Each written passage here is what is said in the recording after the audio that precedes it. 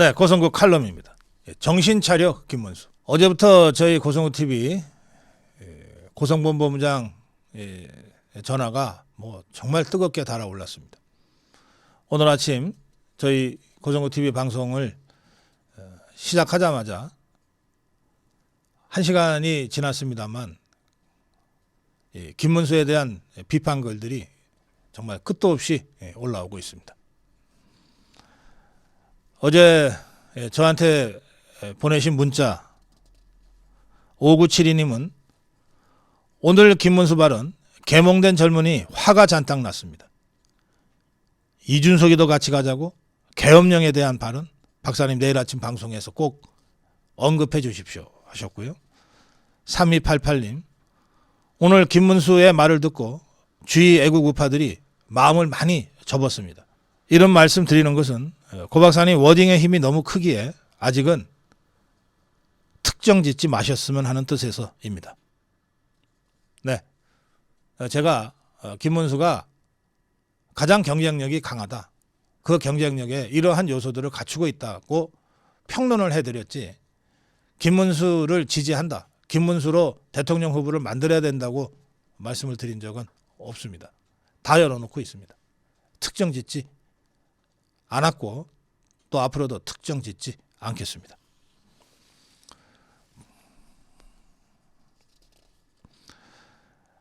어제 김문수가 기독교 방송의 그 김현정이라고 하는 아주 교활한 좌파 방송인의 방송에 나가서 완전히 헤매고 함정에 빠져버렸어요. 그래서 그 라디오 인터뷰 후에 이것을 보도하는 언론들의 제목부터가 이렇습니다. 윤심으로 출마한 것 아니야. 한덕수 대통령 출마 안 돼. 전부 부정적인 내용으로 제목부터 그렇게 달렸습니다. 데일리한 칼럼이 그렇고 한국일보 김문수 윤심으로 출마 안 해. 계엄 알았다면 들어누워 반대. 계엄 선포 잘못.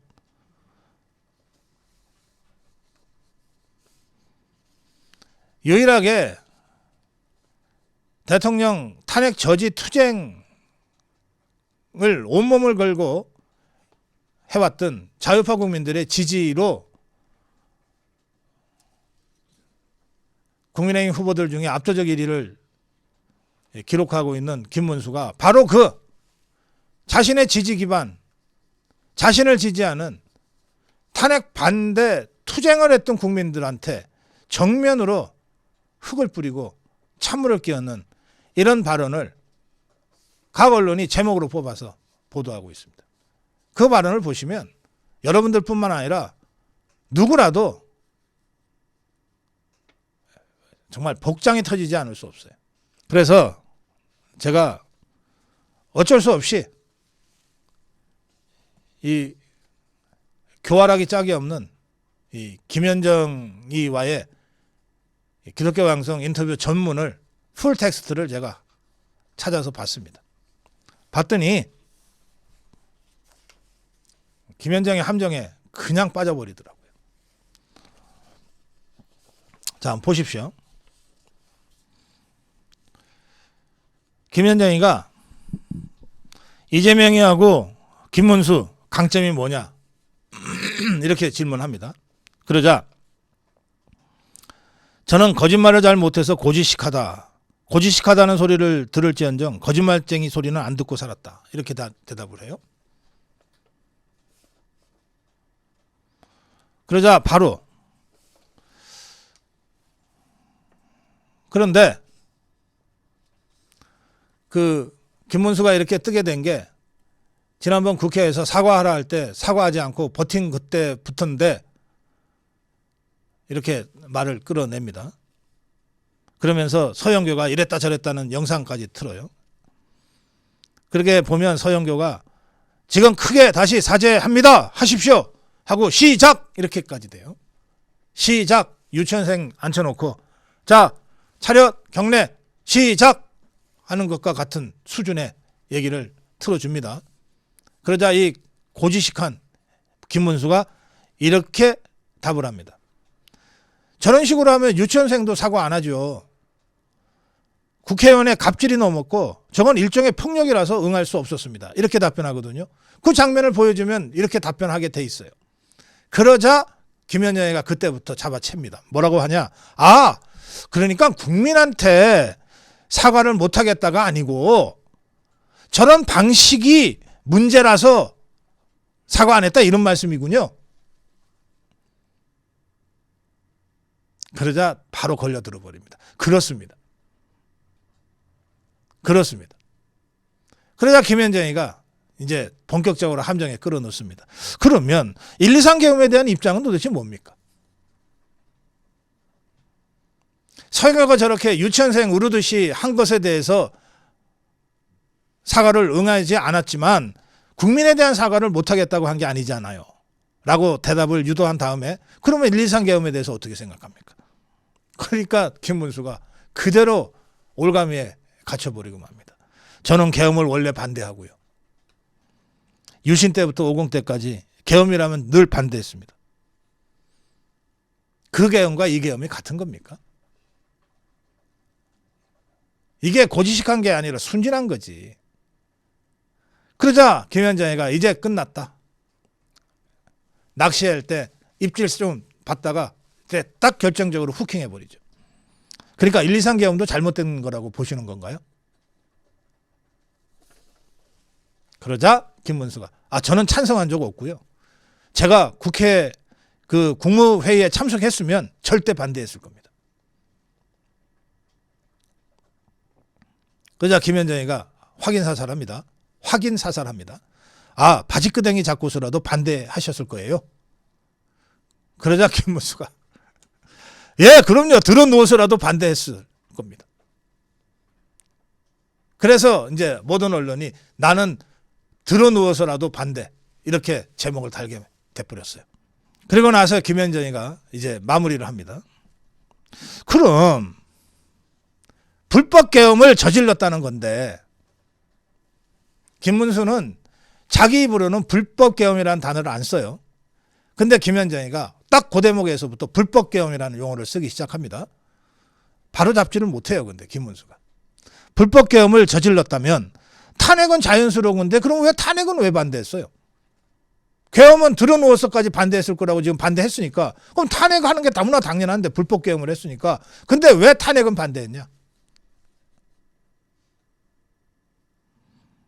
그러자 그때부터 헤맵니다. 김문수가.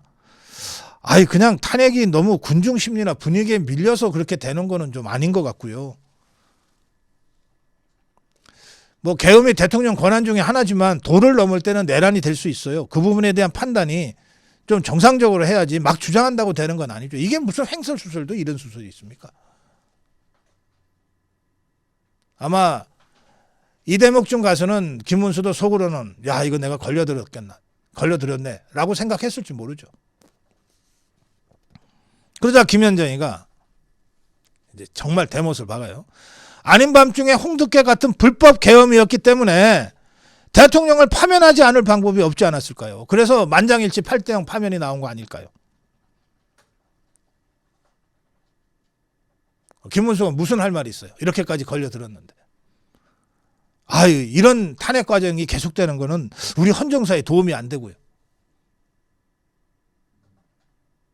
아마 김현정이는 좌파 진영으로부터 엄청 칭찬받았을 거예요. 야, 김문수 한 방에 날렸네. 김현정이가 이제 그래 놓고 이제 마무리를 이렇게 해요.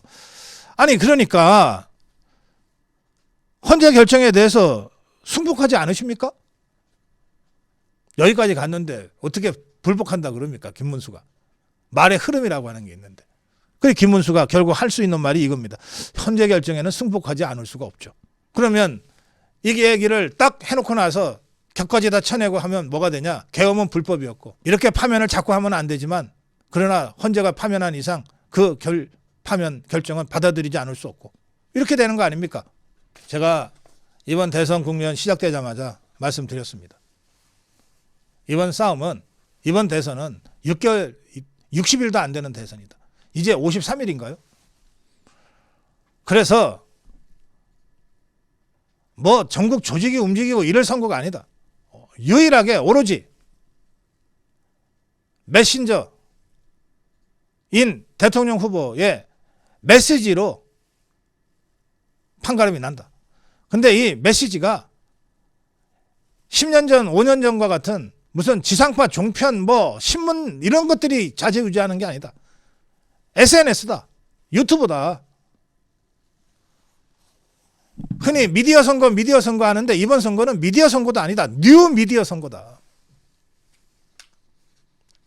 자, 뭐 기독교 방송 같은 뭐 마이너 방송 말할 것도 없고 조중동, KBS, MBC 같은 이 메이저 기성 언론도 전부 다 지금 자유우파 유튜브들한테 다 밀렸어요. 그 저것들이 살아남으려면 뭐라도 하여튼 뉴스를 만들어내야 돼요. 그리고 특히 저 좌파, 종북 주사파들은 아직도 뉴미디어 선거라고 하는 것을 제대로 깨닫고 있지 못한 이 자유우파 후보들을 하나하나 불러가지고 김현정이 같이 이 교활하고 이런 자가 함정 파놓고 덧 놓고서 하나하나 끌어들여서 잡아먹고 있어요. 그러면서 뉴스 만들어내서 지것들 연명하고 있어요. 자, 정말 준비가 잘 돼 있는 후보라면 제가 굳이 저 지상파 종편 저 기성언론 이런 데 좀 나가지 말라 이런 얘기 안 하겠어요. 준비가 진짜 제대로 다 돼 있다면 이런 정도의 함정은 너무나 조악한 것이기 때문에 딱 보면 이게 얘가 이런 함정을 파고 이렇게 몰고 가려고 하는구나. 금방 알 수 있어요. 함정 자체를 박살낼 수 있어요.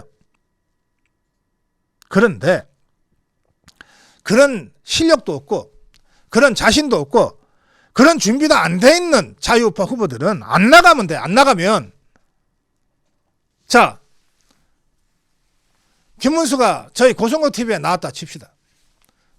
똑같은 이슈 1, 2, 3 계엄 탄핵 또 좌파들이 집요하게 공격하는 김문수의 중도 확장성 이 문제 저라고 안 다루겠습니까? 당연히 다루죠.